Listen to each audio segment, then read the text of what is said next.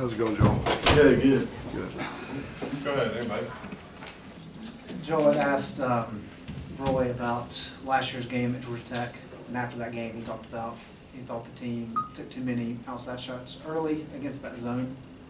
What's the key to executing against that zone without leaning on the outside shot too much? Yeah, I think it's just getting it in the middle and being able to suck the defense in and kick it out for threes. Last year we were just swinging it around the perimeter and just jacking up threes.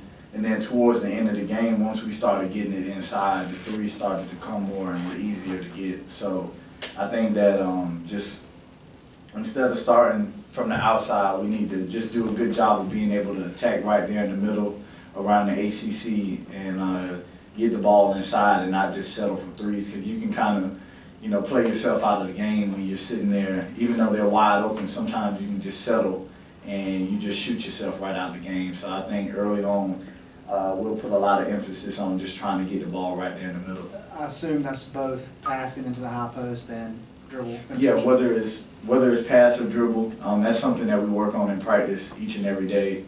And that's one of the quotes that Coach always put on the practice plan is either get the ball inside by pass or dribble. So if we can do that, that'll play right into what we want to do. We just don't want to settle for threes and kind of shoot ourselves out of the game like we did last year.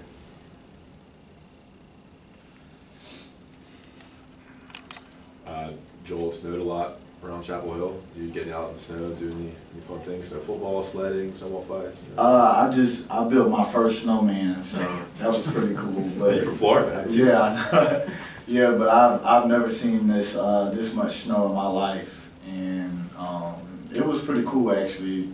You know, that's part of the reason why I came here, was just to experience something new and just get out of Florida and see something other than just rain and sun every single day. So it was pretty cool to see the snow come down and get a chance to get out there and build a snowman. So. Wouldn't you rather wear shorts every day? Yeah, I probably would, but sometimes the hot can get a little annoying. So especially humidity, that can mess you up too. So. Joel, I'm not a big numbers guy, but I'm sure your minutes have kind of increased in ACC play. I'm sure you're aware of that. Is that concerning to you as a player, or do you feel like you can handle the heavier load as the season progresses? Well, the biggest thing is I just like to give it my all each and every time I go out there and play. And sometimes it's hard to, you know, play every single possession and give it my all when, you know, like the other night I played the whole second half. And even though I didn't realize it until the end of the game that I played the whole second half, it's still something that that I felt the next day when I got out of bed. And my legs were really heavy coming into practice yesterday.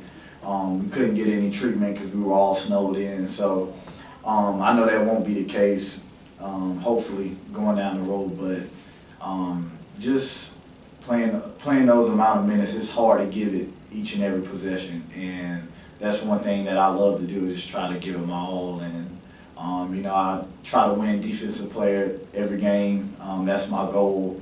And, you know, sometimes it's just hard when you're out there for so many possessions and you're tired and you want to give it your all, but your body just, you know, can't allow it. And so it's kind of tough, but, you know, if that's what happens and that's what's needed to help this team, you know, I'm down to do it at any time. But, you know, like Coach Rob said the other day in practice, it's going to take a whole team to be able to get to where we want to be and to reach the dreams and goals that we want. And if one person, no matter who it is, from, you know, the top person all the way down to the walk-ons, if someone is not in tune to what we're doing and not doing what we're supposed to do, you know, that can mess up a whole dream. So, like I said, while I don't mind playing those amount of minutes, but if Jalik can come in and, you know, give us some good minutes, that'll always help.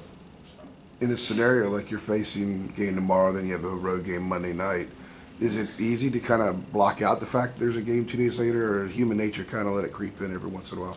I think human nature does creep in, knowing that you only get one day to kind of recover, and then, you know, we have to get on a bus and drive to Virginia Tech.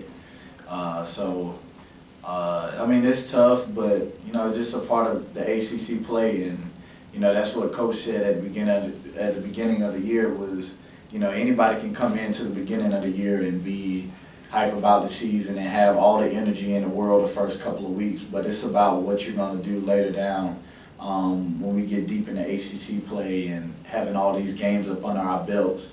That's when it's going to count, and the person who has the most energy and can recover fast and be ready to play the next game, you know, those are the teams that are going to be successful. So while, you know, we have a game coming up Monday after tomorrow's game, you know, we just have to still continue to bring the same energy no matter how we feel.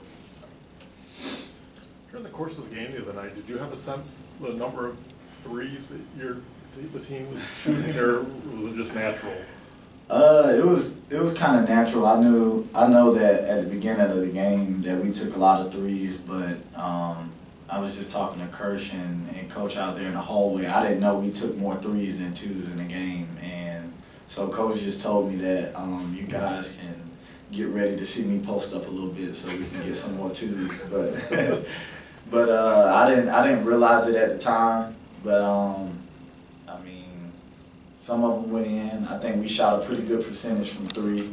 But you know, we necessarily don't want to take more threes than twos. And like I've been saying for the whole year, you know, it's just a different team this year. We have a lot of people that can shoot from the outside. We don't have the dominant postman we used to have, but we still want to be able to get the ball inside to them because we still believe that they can give us baskets down low. And like I said, Luke is just a little different than the past post players where he can go inside and outside.